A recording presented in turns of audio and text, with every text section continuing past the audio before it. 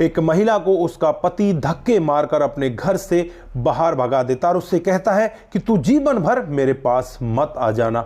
दोस्तों, पत्नी बहुत ही ज़्यादा दुखी होती है और दुखी होकर वो जाए तो कहाँ जाए, वो सीधे अपने मायके चली जाती है और मायके में ही रहने लगती है। लगभग 6 महीने का समय इसी तरह से बीत जाता है और 6 महीने के बाद जब ये पत्नी अपने घर से बाहर की तरफ जा रही होती है, तभी इसके सामने कलेक्टर साहब की गाड़ी आकर रुकती है और उस कलेक्टर साहब की गाड़ी में इसका वही 12वीं फेल पति उतर कर आता है। दोस्तों, जब पति को ये इस तरह की हालत में देखती है तो पत्नी यहां पर बहुत कुछ सोचने लग जाती है। दोस्तों, क्या था पूरा मामला, ये अनपढ़ पति कलेक्टर साहब की गाड़ी में क्यों बैठा हुआ था? अगर आप लोग भी पूरे मामले को डिटेल से जानना चाहते हैं तो वीडियो को जरा सा भी स्किप ना करें, लास्ट तक वीडियो को जरूर देखिएगा। आगे बढ़ने से पहले हमारी वही रिक्वेस्ट की जो हमारे चैनल के साथ नए हैं, कृपया करके चैनल को फॉलो कर लें, बेल आइकन को जरूर प्रेस करें। नमस्कार, जय हिंद। आप देख रहे हैं APH न्यूज राहुल रावत के साथ।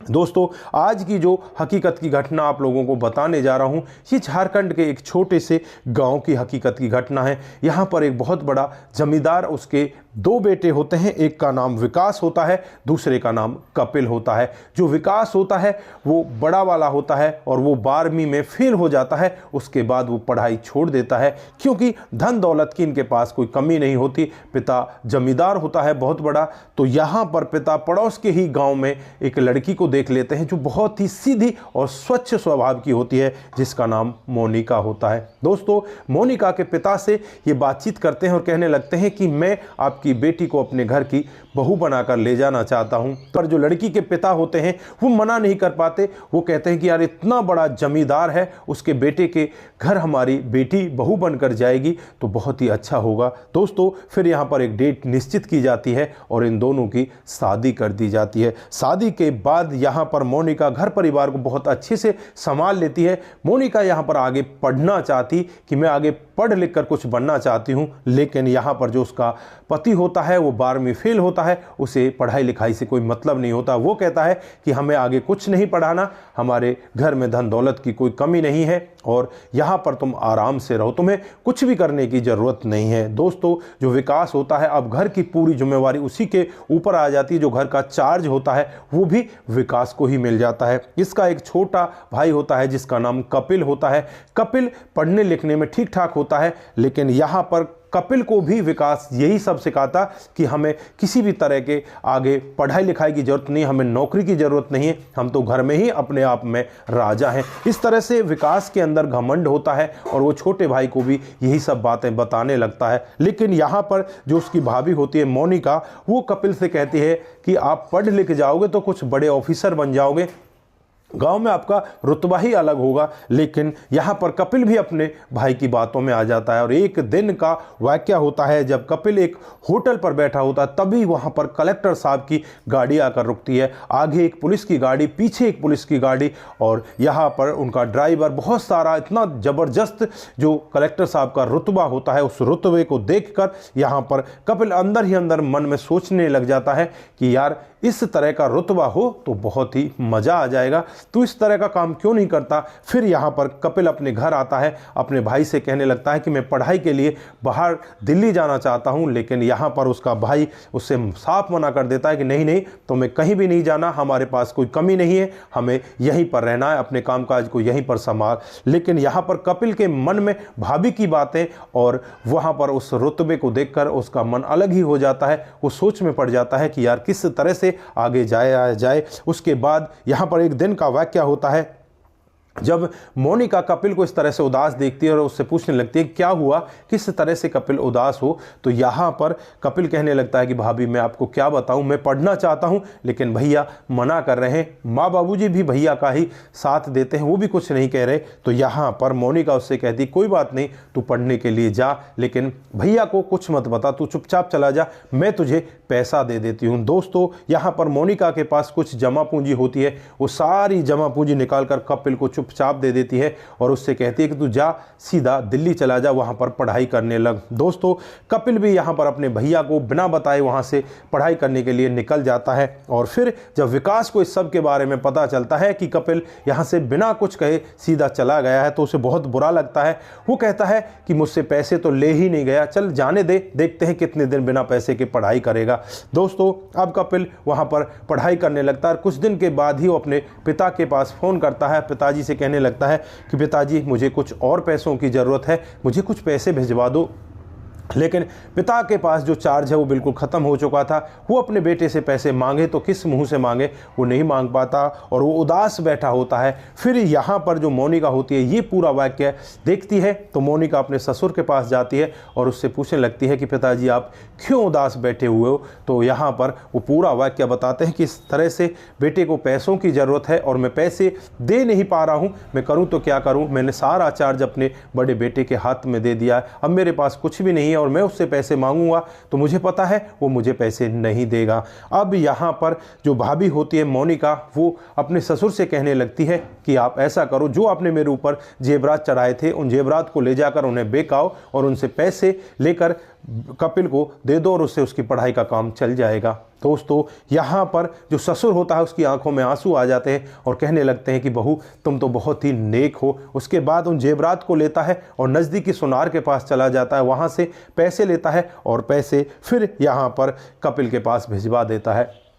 दोस्तों जब कपिल को पैसे मिलते हैं तो कपिल बहुत ज़्यादा खुश होता है। कपिल को इस सब के बारे में पता चल चुका था कि पैसे कहाँ से आ रहे हैं। वो ही मन बहुत ज़्यादा धन्यवाद करता है और अपनी पढ़ाई में लग जाता है। दोस्तों धीरे धीरे समय बीतता है और समय के हिसाब से कुछ दिन बाद ही जो कपिल है वो टेस्ट को पास कर लेता है और टेस्ट को पास करने के बाद वो ट्रेनिंग पर चला जाता है। इस सब के बारे में वो अपने घर वालों को नहीं बताता, घर वालों से यही कहता है कि अभी 1-1.5 साल का समय और लगेगा। दोस्तों वो घर वालों को सरप्राइज़ देना चाहता था, लेकिन इधर जो भैया है इसका विकास, उसको जब इस सब के बारे में पता चलता है कि उसकी पत्नी ने उसके बिना बताए उसके भाई को पैसे दिए हैं और इस तरह से उसने जेवरात भी बेच दिए, वो बहुत ही ज़्यादा गुस्से में आता है और गुस्से में आकर अपनी पत्नी से बुरा भला कहता है और उसे रात के 11 बजे घर से बाहर निकाल देता है। जब पत्नी घर से बाहर निकल जाती है तो यहाँ पर वो सोच में पड़ जाती है कि मैं करूँ तो क्या करूं, मैं कहां जाऊं।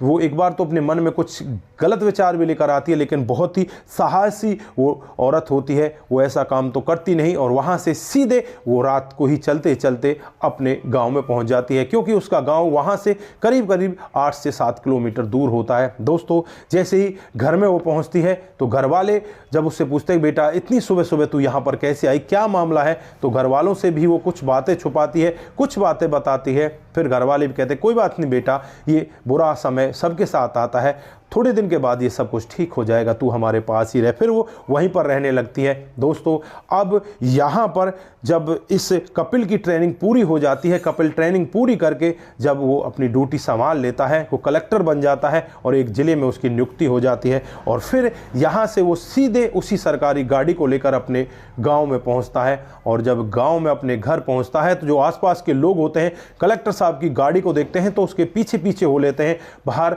लोगों की भीड़ लग जाती है। और जब कपिल अपने घर के अंदर जाता है तो अपने बड़े भाई के पैर छूता है। बड़ा भाई नाराज़गी से मुंह टेढ़ा करता है, लेकिन छोटा भाई उससे कहता है कि भैया आप कितने भी नाराज़ हो जाए, लेकिन आज जो मैं हूँ वो यहाँ पर आप बाहर जाकर देखिए हमारा रुतबा कितना बढ़ चुका है। पहले लोग बाग हमसे कोई बात ज़्यादा नहीं किया करते, हमसे शायद डरा करते थे हमारे व्यवहार से, हमारे पैसों से, लेकिन इज्जत हमारी कोई इतनी नहीं किया करता। लेकिन आज आप बाहर जाकर देखिए आपकी कितनी इज्जत है, आपके भाई की कितनी इज्जत है। दोस्तों विकास जैसे ही बाहर निकलता है तो बाहर लोगों का तांता जमा होता है और लोग बाग यही कह रहे होते हैं कि हमें जो यहाँ पर ज़िले के कलेक्टर साहब हैं कपिल जी, उनसे मिला दीजिए। दोस्तों यहाँ पर भाई जब ऐसा वाक़या देखता है तो उसकी आंखें भी खुल जाती हैं और वो अपने भाई को उठाकर गले लगा लेता है और कहने लगता है कि भाई मुझसे बहुत बड़ी गलती हो गई। दोस्तों कपिल यहाँ पर अब अपने भाई से पूछने लगता है कि भाई भाभी कहाँ है, भाभी से मुझे बात करनी है। तो यहाँ पर विकास कहने लगता है कि भाभी तो तेरी यहाँ पर नहीं है, उसे तो मैंने यहाँ से भगा दिया। दोस्तों अब कपिल यहाँ पर कहने लगता है कि तुमने देवी जैसी भाभी को भगा दिया, तुम्हें नहीं पता भाभी ने कितनी बड़ी कुर्बानियां दी हैं मुझे आगे बढ़ाने के लिए। दोस्तों यहाँ पर विकास अपनी आंखों में आंसू भर लाता है, कहने लगता है कि भाई मैं यहाँ पर पैसे की चकाचौंध में पागल हो चुका था, मुझे नहीं पता कि मैंने उसके साथ में क्या कर दिया। वो तो बहुत ही नेक औरत थी, लेकिन मैंने उसके साथ में बहुत गलत किया। दोस्तों कपिल यहाँ पर अपने भाई से कहता है कोई बात नहीं, आप अब मेरे साथ चलिए और भाभी को साथ लेवा कर लाते हैं। दोस्तों यहाँ पर कपिल अपने माता पिता से भी मिलता है। माता पिता कपिल को देखकर बहुत ज़्यादा खुश होते हैं और उसके बाद वो गाड़ी सीधे यहाँ से इसकी भाभी के गांव में पहुंच जाती है। भाभी घर के बाहर ही होती है।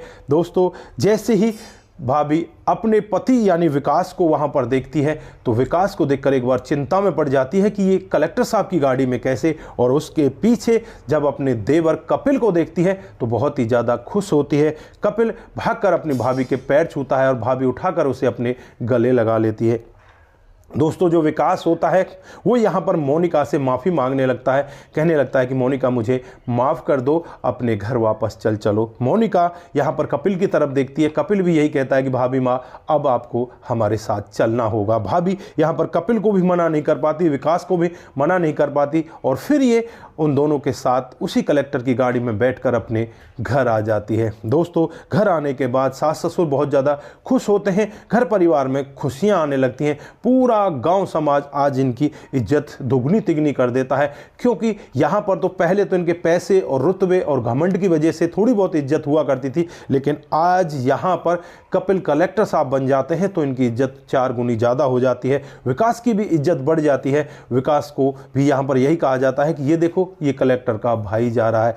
दोस्तों अब यहाँ पर विकास बहुत ज़्यादा खुश होता है और मन ही मन सोचने लगता है कि मैंने अपने भाई की पढ़ाई को रोककर बहुत ही गलत किया था। वो यहाँ पर शर्मिंदा होता है और हर बार यही कहता है कि मुझे माफ़ कर देना। अपनी पत्नी से भी बार बार माफ़ी मांगता है और कहता है कि आप तो बहुत ही अच्छी और नेक हो, आप तो देवी हो, आपने मेरे भाई को पढ़ा लिखा कर इतना रुतबा जो हमारा पैदा कर दिया। दोस्तों उसके बाद कपिल अपनी ड्यूटी पर चला जाता है। कुछ दिनों के बाद ही यहाँ पर कपिल के लिए भी एक लड़की देख ली जाती है जो कि बहुत ही सुंदर होती है और पढ़ी लिखी होती है। दोस्तों कपिल यहाँ पर अपनी भाभी के बारे में अपनी पत्नी को सारा कुछ बता देता है कि मेरी भाभी ने मेरे लिए क्या कुछ नहीं किया, उनको कभी भी दुख मत दे देना। दोस्तों यहाँ पर जो उसकी पत्नी होने वाली होती है वो भी कहती है कि मैं कभी भी दुख नहीं दूंगी, मैं हमेशा आपके साथ बड़े प्यारपूर्वक रहूंगी, आपके परिवार के साथ प्यारपूर्वक रहूंगी। दोस्तों उस दिन के बाद से यहाँ पर इनका परिवार इतने बेहतर तरीके से चलने लगता है और इनके जीवन में